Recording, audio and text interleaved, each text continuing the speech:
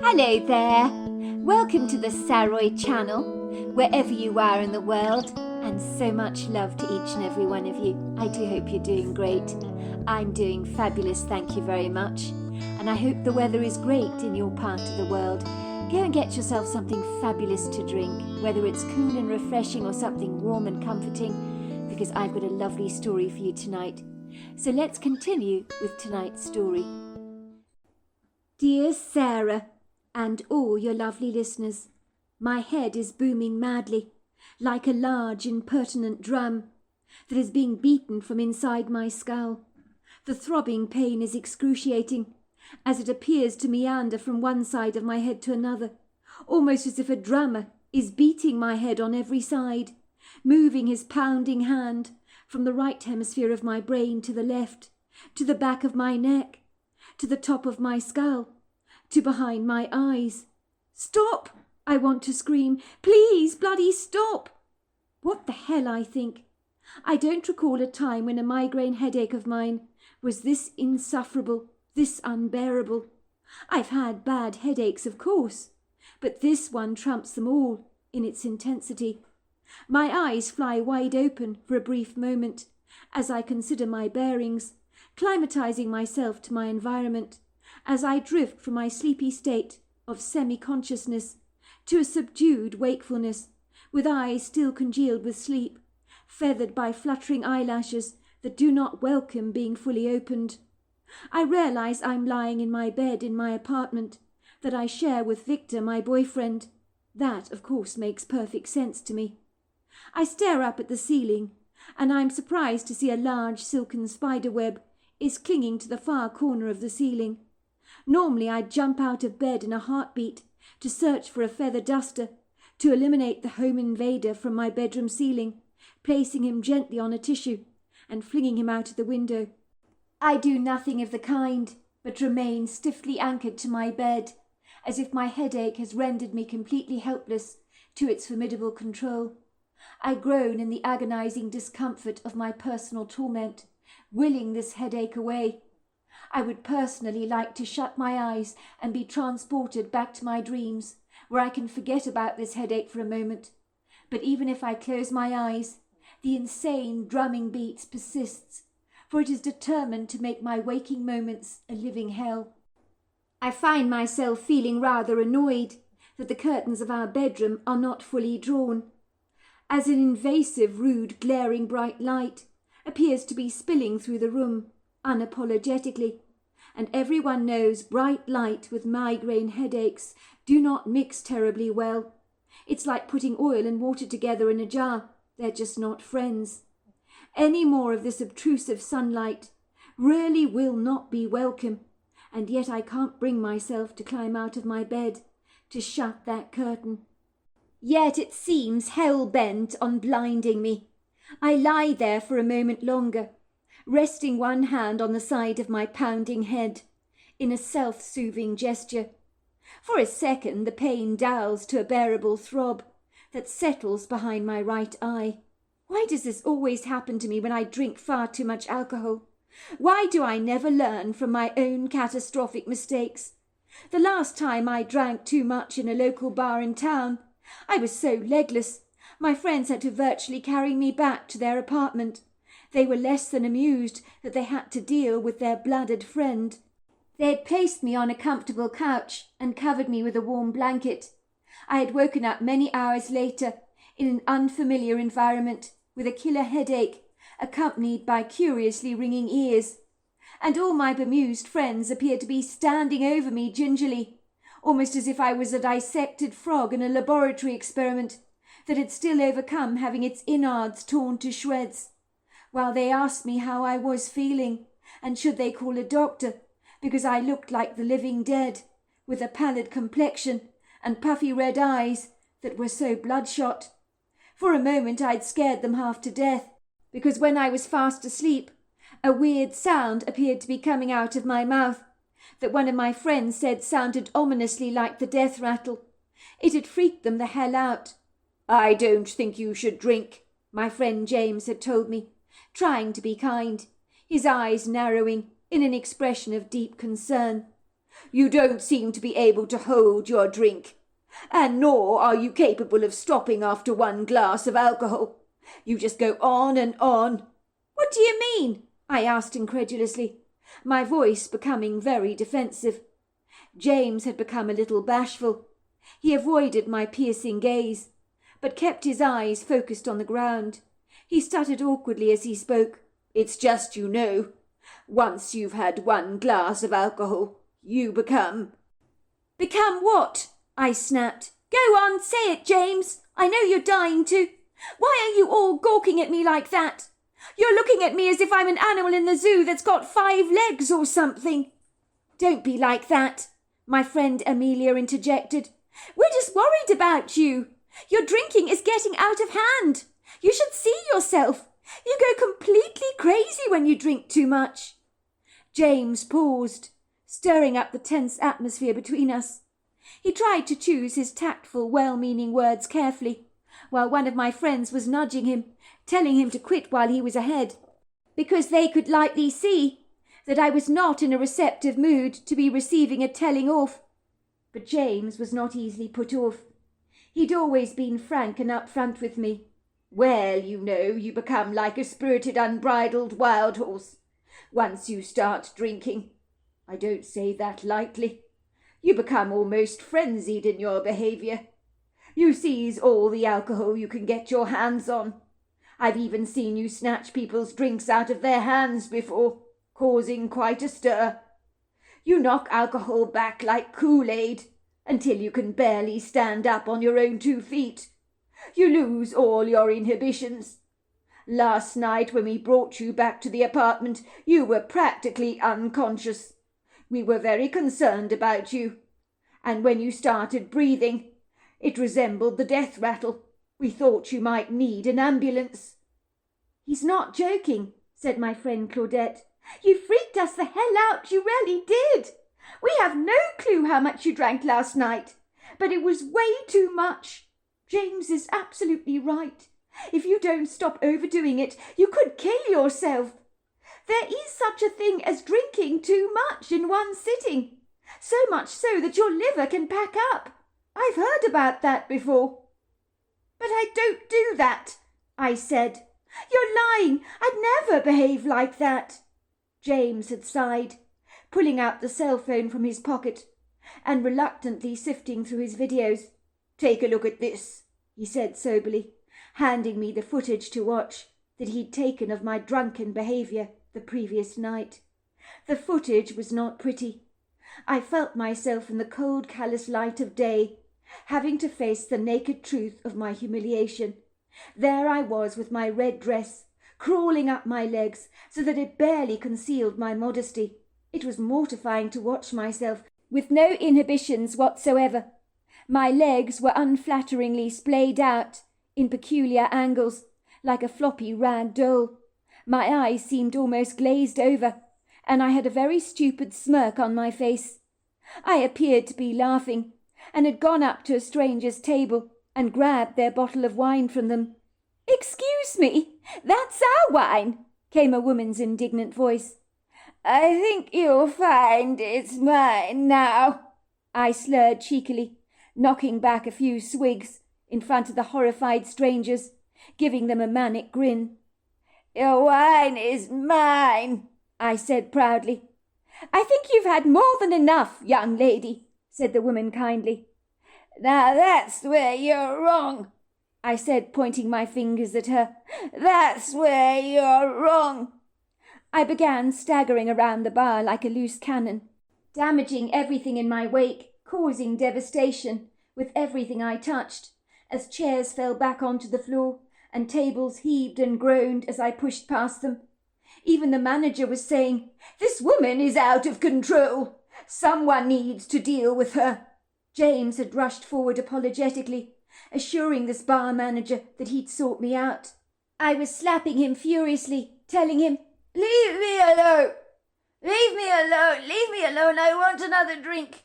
I want another drink! Where's another drink? Where's another drink? I need another drink!" My legs seemed to be crumbling beneath me, and then I collapsed into an almost comatose heap. I had made an embarrassing spectacle of myself. I did not recognize the trashy woman in the footage as myself, but it was. There was no running away from the truth when it was blazingly staring me in the face. "I can't look at this any more," I said to James, thrusting his cell phone back in his hands. "I can't believe I behaved like that. Why didn't you bloody stop me from making a complete idiot of myself? Everybody was watching me in that footage. I can't imagine what they were thinking." "You're impossible to stop when you get drunk, Pammy," said James ruefully. "But I think you now know why you need to not drink ever again. Some people just can't drink alcohol. You don't handle it very well, and you don't seem to be able to exercise any moderation or self-control." "But I don't understand. I'm only 30, for God's sake. I should be able to handle my alcohol, shouldn't I? I'm not a decrepit old lady. Why is your constitution so good? Look at you. You can knock back beers by the dozen, and you don't even get drunk. And then look at me. It's so not fair." "I can handle my alcohol well, Pammy. But if it makes you feel better, you're not alone. There are others like you that can't handle alcohol. You just don't metabolize it well. I'm significantly bigger than you are, and that helps a lot." "I am never going to drink again," I had said resolutely. "Never. Look at me. I look like a hooker the way I'm behaving in the bar. You can almost see my knickers in that shot. My dress is just rolling up my legs so high. I look like a loose woman that has the morals of an alley cat. I feel completely ashamed. Did you see how I was virtually groping that poor woman's husband? She's trying to get me off him. With the back of the menu, she's slamming it in my back. And I'm taking no notice of her whatsoever. The poor man looks completely bemused. I'm removing his tie and stroking his chest as if he's a cat. What the hell am I doing? God knows what I'm capable of doing when I'm off my trolley like this." "My thoughts precisely," said James. "It's not pretty, is it? You are sozzled. You have absolutely no idea what you're doing, and you're making a complete spectacle of yourself. Let's not kid. In your sobriety, you're one of the most dignified ladies I know. So watching you half-cut like this is very troubling. The girl in this video footage is not you, is it?" "You're damned right that's not me. I'm so embarrassed. I'm never going to be seen dead going into that bar again. Imagine what everybody will think of me when they see me again." "Don't be like that. I'm sure the bar staff have seen worse before. And the locals in the bar have seen drunken behaviour. It's not as if it's completely idiosyncratic to them." "I doubt they've seen anyone as wild as I am. I don't think anyone could humiliate themselves more than I did in that footage. How can I ever show my face again?"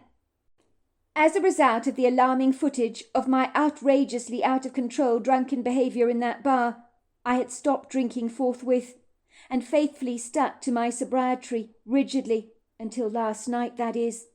I tried to remember what had been different about last night, but the events of the previous evening seemed locked behind a foggy, cloudy obscurity that was so ambiguously vague that I struggled to remember a thing. It was like trying to look through a blackened-out shop window and trying to figure out what was going on inside.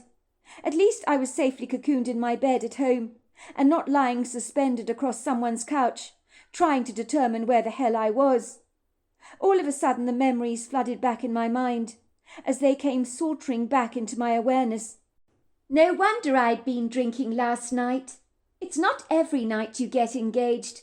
For once in my life I was entitled to thoroughly enjoy myself and let my hair down, especially on such a celebratory, festive occasion such as this. My eyes rolled towards the sleeping lump on my side, and I remind myself that this big, sizable lump, cocooned between the folds of silken sheets of our sumptuously cosy bed, is my fiancé Victor. I'm a lucky girl. It's not as if the engagement was a huge surprise, though. Victor and I have been dating each other for the last 8 months. I moved into his apartment block in Spokane, Washington, only a month ago, and we've been pretty much inseparable ever since. Victor has been hinting for as long as I can remember that I'm the one he wants to spend the rest of his life with, and I felt much the same. As I lie back in my bed, I chuckle happily to myself as I think of the story that unfolded last night. And boy, it was some story. When I'd returned home from work, I had decided we would have a cheese omelette for supper, given that there really wasn't much in the refrigerator beyond cheese and eggs, so the choices were rather limited. My boyfriend was following me every move in the kitchen, which I thought was profoundly odd. He was like a dog getting under my feet the whole time, which was a tad annoying, but I said nothing. I decided he must really be hungry to follow my every move. He was clearly impatient to fill his stomach. "It sounds marvellous," he was saying. "I was hoping you were going to make me a cheese omelette. You make the best cheese omelette this side of Washington." "Well, it's not like we've got much choice," I said, studying the empty, pitiful shelves of the refrigerator. There was a bowl of pickles, some sad-looking salad leaves tucked in cellophane that looked like they'd passed their very best, and some mouldy cheese. So unless we were to order takeout, we were pretty much out of options. "I know I should have gone to the shops," I apologized, "but I couldn't get my damn mother off the phone.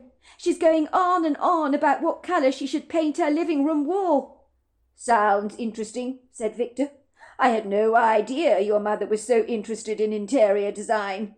"She's not," I said briskly. "That's the strange thing."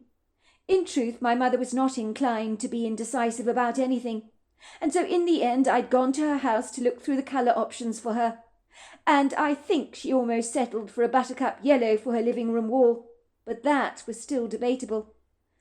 "I don't think you should go shopping, dear," my mother had said. "You don't want to go to the supermarket now, not this late, and look at you, you look dreadfully tired." Little did I know my mother had been in on the masterful plan to ensure there was only enough food in the apartment to guarantee I had to make a cheese omelette for supper. It had all been a cunning set-up to accommodate Victor's plans. "I was hoping you would say that you would make an omelette tonight. I feel like one of your cheese omelettes," Victor said, sounding satisfied. My word, he was going on and on about my cheese omelettes. But it was true, even if I say so myself. I did make a mean omelette. So I pulled the frying pan from the shelf, and there in the pan, on a piece of cardboard, were the words, "Will you marry me?" My heart began to do somersaults in my chest. I turned around to find Victor kneeling on the ground, with an open velvet blue box in his hand, containing the most beautiful diamond engagement ring. For a moment I was rather bemused and taken aback, staring at Victor in disbelief. My mouth must have dropped to the floor, as everything felt so surreal. The diamond was small, but absolutely perfect. "For God's sake, Pammy, don't keep a man in suspense," he teased. "Will you marry me or not? Yes or no? What's the answer?" "Yes, yes, of course I'll marry you," I cried out in delight. "Yes, yes. I'm surprised you needed to ask." Victor's grin was so broad, I was absolutely amazed that it managed to fit on his face. "Right now, Pammy Sanderson, you, my love, have made me the happiest man in the entire world. This calls for a celebration, and I've got the very thing, the finest French champagne," he had spouted enthusiastically. He removed an irresistible bottle of champagne from an ice bucket that I hadn't even observed before. "But you know I can't drink, Victor," I said. "You know what I get like. I told you all about that." Victor had laughed. "You don't drink because you get legless. But it would be a criminal offence not to drink tonight, on the eve of our celebration. I mean, we're getting married, so let your hair down, for goodness sake. And if we both get bladdered, who cares about it?" he said nonchalantly. "It's not like we're going anywhere. We're not leaving the apartment. And I'm hardly going to complain if you grope me, am I?" he said, cocking his eyebrows in amusement. "Indeed, be my guest. I'm all yours," he said, with a wicked twinkle in his eyes. "Well, when you put it like that," I said coquettishly, "how can I refuse?" Victor removed some bags of groceries he'd hidden in our store cupboard. My eyes grew wide in amazement. "Well, it turns out I did a bit of a speciality shop, especially for us," said Victor proudly. "These are for us to enjoy. I'm cooking us a celebratory dinner tonight, so there is no cheese omelette on the menu. Your mother's been such an amazing sport. She stopped you from doing a shop tonight. All that stuff about not knowing what colour to paint her living room was just a cunning ruse." "Ah, you don't say," I said, raising a brow. "My mother is the end. I should have smelt a rat when she kept saying she wanted to paint the living room orange. I thought she'd lost leave of her senses, when all the time she was just winding me up. I've never known her to be so indecisive before, but she seemed pretty determined to paint the living room orange, I can tell you that." "Well, I'm glad she had you fooled. That was the whole idea. But it was a little risque of her suggesting she should paint her living room orange, when she's very conservative," said Victor, laughing. "But then again, your mother does have a remarkably good sense of humour." "Now, my sweetheart," said Victor, taking my hand in his, "I've got something to show you. Come with me." He led me directly to our bathroom. "This is especially for you. I know how much you love to take a long hot soak in a bath." "You did all this for me?" I gasped, throwing my arms around Victor, tears of appreciation gathering in the back of my eyes.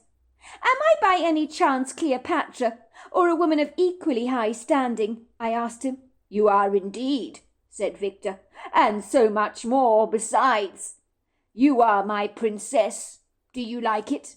I breathed in the beautiful bouquet of roses. "Like it? I absolutely love it! This is incredible! I can't believe you've done all this for me.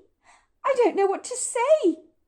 It would seem our very ordinary bathroom, that was begging for a new bathroom suite and a makeover, with sinks that were slightly cracked, and faucets that had definitely seen better days, looked almost perfect in the soft, mellow, dewy light of the white, flickering candles, of which there appeared to be hundreds splayed generously all over the bathroom cabinets.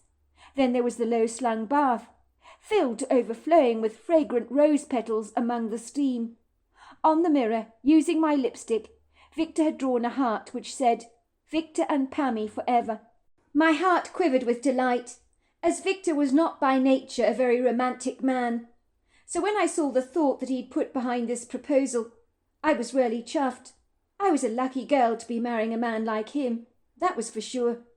"You relax. I want you to have a long hot bath," said Victor, kissing me tenderly on the cheeks and putting on some soft background music for me to enjoy. "I will be in the kitchen preparing us a celebratory dinner. You take as long as you like in the bath." "It sounds so wonderful," I said. It didn't take me long to disrobe. Soon I was slipping gratefully into the hot bath that would soon soothe the aches away of a long drawn-out day spent at the office. I was privately laughing at the memory of my mother saying, "But I love this orange colour, Pammy. It would look fabulous in our living room. It's a very popular colour in Morocco for living spaces, you know. I can show you a magazine I've got." "Mum, you can't possibly paint your living room orange." "Why ever not, my dear?" "Because it won't work, that's why. Your furnishings are very conservative.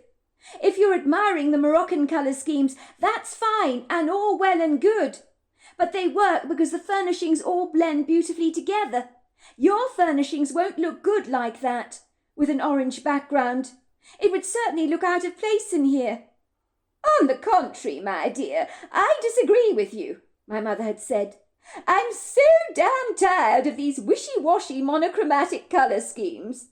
Everyone in our neck of the woods sticks to safe, mediocre colours in their homes, and it's so boring. Look what this designer has to say. Now, his name is Pierre White." My mother pulled out a very sensible pair of silver-framed glasses, which she placed on the edge of her nose, on her silvery blue eyes. She read the commentary. "We need to take more risks here in North America, and take a leaf out of the designer palettes of the Moroccans, who use bright colours to bring glamour to their living spaces. More recently, after my visit to Morocco, I was greatly inspired by what I observed. I realized unequivocally that colour can transform our homes dramatically, in miraculous ways, and we need to stop being afraid of being reluctant to use it in our homes. Since I have transformed my own home with such rich, vibrant colours, I feel as if I am living in an exotic place, and the ambience of my home has changed exponentially. So if you need a facelift in your life, look no further than transforming the walls of your home, and try experimenting with interesting colour combinations. You might be pleasantly surprised by the result. Isn't it worth taking a risk in your life? I think your mother's right, my father had said, bounding into the room with a huge grin on his face. I'm partial to painting the living room orange. I think Pierre White is right about what he says in that article. I had looked at my parents with an appalled expression on my face. You've got to be kidding me, Dad. Not you, too. Where did these outlandish, idiosyncratic ideas come from in the first place? Well, from the article for a start, said my mother. And your father and I are so tired of dull colours. We want more vibrancy in our lives, don't we? And you have to admit, Pierre White does have a very good point. He's right on the money about people being too damn afraid to use colour in their living spaces. Yes, but bright orange, Mum. That's so... So what? Asked my father, raising a brow. So over the top. I mean, think about it. This room is white. It's quite a leap from white to orange, don't you think?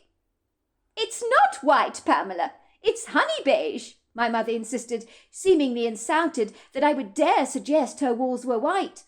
But to be fair, it was hard to tell the difference. All shades of white were pretty much the same to me, rather standard. Well, whatever. I mean, if you want your walls to be brighter, that's fine. But settle for something more subtle. How about this? I said, lifting up a buttercup yellow swatch. This one is not too bad, and it would go rather well with your white furnishings, don't you think? You could bring in some blues, and it would look very chic. You know, yellow, blue and white can look stunning together. I'll think about it, love, my mother had said. I do like yellow, but I rather had my heart set on the orange. I'm not sure how long I lay in the bath smiling to myself, as I reflected over how upset I'd become over my parents wanting to paint their living room orange. They'd clearly been winding me up, and this revelation brought me immeasurable relief. For a moment I thought my mother had completely lost leave of her senses. Once I climbed out of the bath and towel-dried my steaming body, I felt incredibly relaxed and invigorated, although my body was throbbing from the heat of the bath, and my heart pounding in my chest. Victor never shared a bath with me, for this very reason. He was not brave enough to get into the hot water that I enjoyed basking in. I was one of those people with asbestos hands, and could touch things that would burn others. I wondered what I should wear for my fiancé's surprise dinner downstairs. I felt I should make some effort to look elegant, if Victor had gone to so much trouble on my account. So I put my long dark hair up away from my face, and dappled my lips in a bright red lipstick, taking a long hard look at myself in the misty mirror. You look lovely, Victor said to me appreciatively, when I entered the dining room, wearing a black dress with shoestring straps and high-heeled strappy sandals. I thought you were just going to wear your onesie with a pair of fluffy slippers. I didn't expect you to dress up after a hard day at the office. I wanted you to relax. That was the whole idea. But I have to dress up, don't you see, if I'm going to be drinking French champagne, I had said with a mischievous twinkle. I don't want to insult the bottle of champagne, do I, by being rudely underdressed in its company? Well, you're certainly not going to do that. You look absolutely gorgeous. The dining room table also looked wonderful. Victor had pulled out all the stops and had arranged pink and white peonies in a vase. He had lit 7 candles in a silver candelabra, so that the mellow light sent subtle shadows over the dining room, washing the table in a golden glaze. This is incredible, Victor. It's so beautiful, I said, eyeing the table in awe. You've excelled yourself here. You've actually become such a romantic. I never knew you would do something like this for me.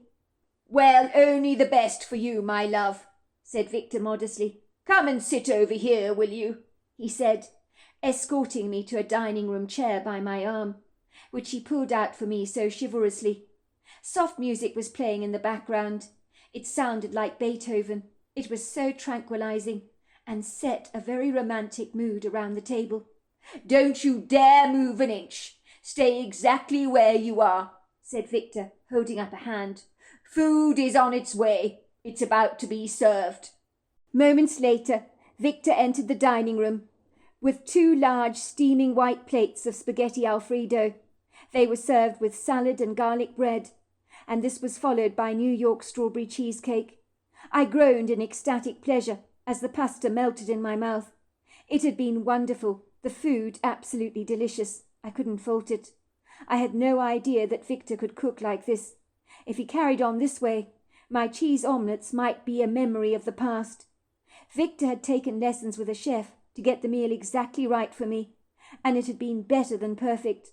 I marvelled that he'd gone to this trouble on my behalf. Victor raised his champagne glass and toasted the 2 of us. "To the most beautiful woman in the entire world, who has agreed to become my wife," he said. "To the most wonderful man in the world," I replied, as my glass chinked with Victor's. Thank you for doing all this for me. I don't know what to say. I'm over the moon. This is so beautiful. I shan't forget this as long as I live. I'll be telling our grandchildren about this." "I hope you will. I shan't forget it either." I had drunk so much because I quite literally could not remember the rest of that evening, but that did not matter. I might have a hangover from hell this morning, but maybe for once this god-awful migraine headache had been worth its punishing consequences, for the champagne had been absolutely delicious, and the gastronomic food I'd enjoyed last night had been memorable to say the least. We had spent the evening discussing what we were going to do for our wedding and where to go for our honeymoon. I fancied going to Italy and kissing under the bridge of Versailles on a gondola. Victor fancied going to Paris. "Isn't that where all romantic couples go when they're on their honeymoon?" he kept saying. We argued between what was more romantic, Paris or Italy, and I'm not sure whether we reached a decision or agreed to disagree on the subject. I certainly regretted the fact that most of the evening had all but been an ambiguous foggy blur, and if I hadn't drunk so much alcohol, I wouldn't be suffering from such a thunderous headache as a consequence. Still, I reminded myself as I lay back in my bed, it's not every day you get engaged. So even though I was inwardly dying because of this excruciating, intolerable headache, some things were worth dying for. Well, almost. I glanced down at my body to discover I was completely naked, and my black dress and sandals were splayed across the floor in a messy, haphazard heap. I was probably so zonked I had failed to put on my onesie. I loathed nothing more than going to bed in my birthday suit. It made me feel rather exposed and vulnerable. But modesty after a few drinks didn't even know my name. Indeed, when I got drunk, I let it all hang out, without any shame, like a baby trotting innocently around a lawn, playing with a sprinkler, without wearing a thing. I blushed with embarrassment as I realized that I wasn't wearing a thing under the folds of my sheet, even though it was only Victor in the bed next to me. Ostensibly, when I was naked, I always felt there were hundreds of unseen eyes watching me, which would make me feel very self-conscious. My best friend Shelley had asked me once, "Do you think when people die they can watch us from heaven, when we're on the toilet or something, or naked in the shower cubicle?" The thought had mortified me, as my brother's friend had died in a car wreck, and he had always fancied me. I often wondered if he was clandestinely peeking at me lecherously from beyond the veil, having a good old perverted gawk. The thought creeped me out, as I lay there thinking of an assortment of things in my mind. My thoughts flapped around, rather like a plastic bag that got ensnared on a branch, being blown around by the wind. I smiled as I thought about my 6-foot-tall, long-legged, handsome fiancé, with his brown, spiky hair, his cute dimples on the sides of his cheeks, the soft, fashionable, slightly prickly stubble on his chin, and his sparkling hazel-brown eyes. We were getting married, I thought happily to myself. The thought hugged me warmly. Too bad about my thunderous headache that refused to relinquish its firm hold over me, as it was spitefully spoiling my revelry. I glanced around my bedroom and couldn't help thinking it looked rather different, much smarter than I remembered it to be. Maybe I was seeing the world through rose-coloured spectacles now that I was engaged, and the imperfections of things seemed to escape my attention.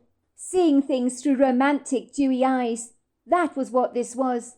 I sit up in bed, kicking off the blankets and pulling a sheet around my body. I've never been completely comfortable with my nakedness. I always feel the need to cover myself up. Perhaps it goes back to the Garden of Eden, of Eve becoming self-conscious of her nakedness. I can hear the soft breathing of my fiancé, who's probably sleeping off his inebriation. It would be cruel to wake him up from his slumber. The thunderous aches at the back of my head remind me that I never ever want to drink again.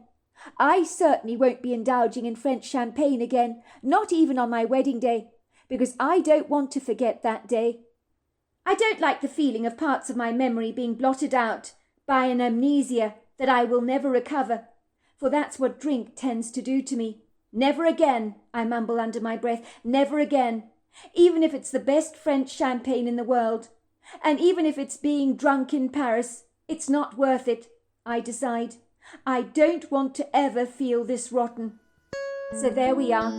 That is the end of part 1. Part 2 is tomorrow night. I look forward to you joining me then. Until next time, goodbye and good night.